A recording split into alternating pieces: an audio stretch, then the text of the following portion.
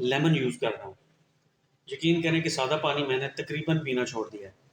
वजह क्या है? वजह ये है कि मुझे किडनी का इशू था, तो डॉक्टर ने मुझे कहा था कि आपने लेमन इस्तेमाल करना है। तो अब जो है वो सादा पानी जो है वो मुझे अच्छे नहीं लगता। लेमन डाल के, एक लेमन होता है उसको निचोड़ लेता हूँ बॉटल में, उसी लेमन को फेंक देता हूँ।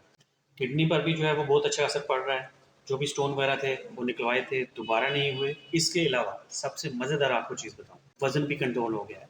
78 से कम होकर 67 रह गया था, अब 70 पर बिल्कुल लॉक हो गया है।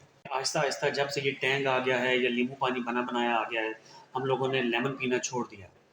मैंने घर में भी पौधा लगाया लेमन का, उस पर लेमन लगना शुरू हो गए हैं। तो मैं सर्दियों में भी लेमन के साथ जो है पानी पीता रहता हूँ। ठंडा नहीं होता, वो नॉर्मल टैप वाटर होता है। लेमन पी, ज़िंदगी जी।